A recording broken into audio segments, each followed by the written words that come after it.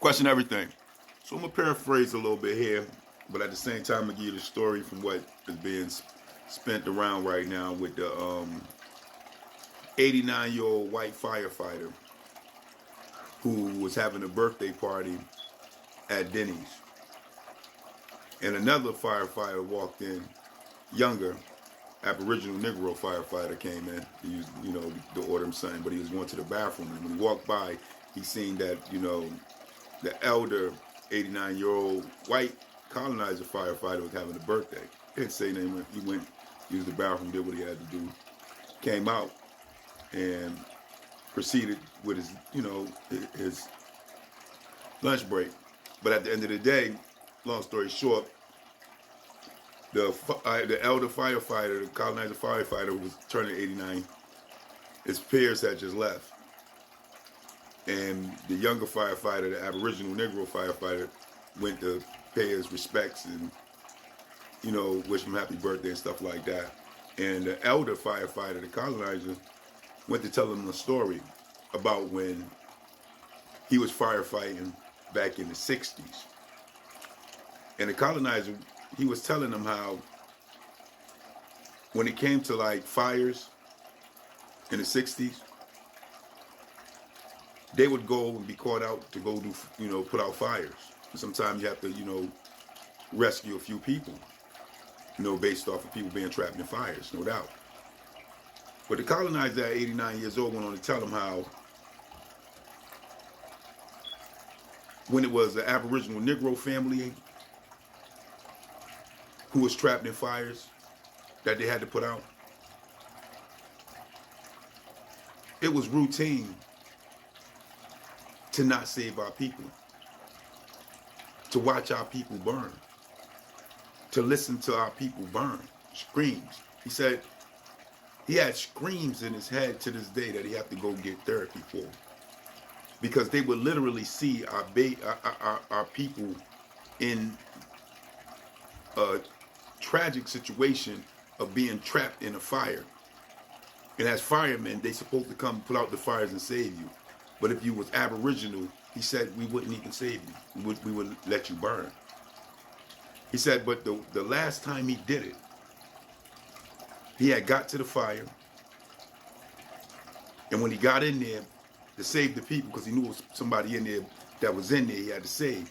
And when he got up in there and he found the individual that he had to save, it was an Aboriginal Negro baby. And when he seen the baby, the protocol kicked in. And he didn't save the baby. He watched that baby burn. He say the screams to this day from that baby bring him nightmares in his sleep, the 89-year-old colonizer said.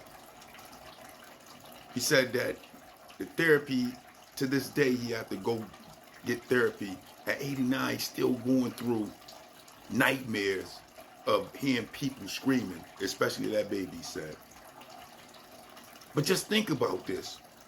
Think about the type of hatred that you have to have for people that when you have the opportunity to save a life in your hands, you turn a blind eye. Even though you was recruited to do this, to the point where if you seen babies burning, you would rather listen to them scream than save those babies. Watch them burn than save those babies. That is unimaginable.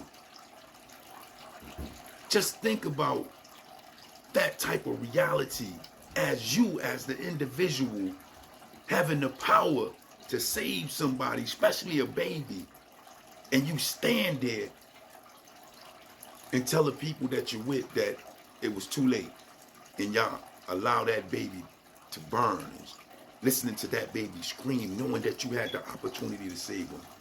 Just imagine that being you. How could you live with that type of reality within you, knowing that you allowed that to happen? How could your conscience let you live?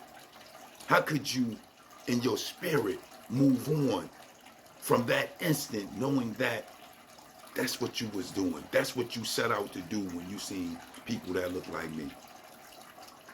And just think about it.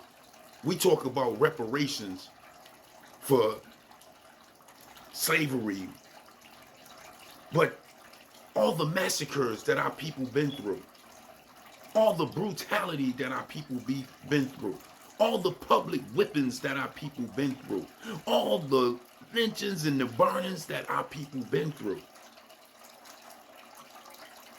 Do you see how greater of a significance it is that has happened to us under these Holocaust, genocides, and massacres, these crimes against humanity that has been done to our people on the level of insanity? This is past hatred.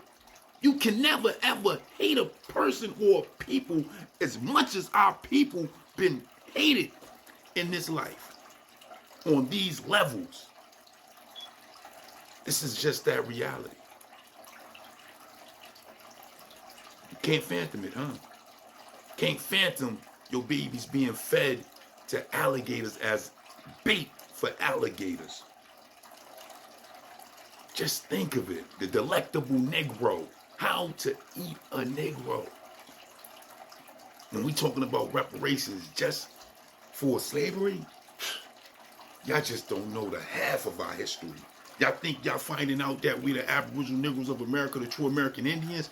Wait till y'all find out the hellish history of what we've been through as a bloodline here. When we've been attacked and put under siege by these colonizers. Wait till all this paperwork and all these documents continue to keep unfolding for you to see the horrific reality of how we had to survive here under our oppressors as we stand today still under our oppressors, denying us justice for reparations, denying us justice for crimes against humanity done to us, denying us justice for bill passed for protection against hate crime. Y'all can never ever imagine this. But it's coming out now. And they're doing their best to downplay it. Santos out there in Florida don't want to teach our history. They pushing hate speech, disinformation, and misinformation now. They coming up with all sorts of loopholes to stop this information from getting out, because these books have been downloaded and they're all over the place and people are actually waking up to it. To where now woke is the new code. Go figure. Why? Because what y'all don't know about us that has happened to us, it got to come out. It got to be told. It got to be uplifted to the truth from all these lies that have been buried on top of our reality. So that way y'all can see what we stand as and why we stand as and where we stand as and how we stand for what we are today on what has been done to us and still being done to us right now as they mass incarcerate us more than any people on the planet. Literally. But y'all get it. So just know, absorb that.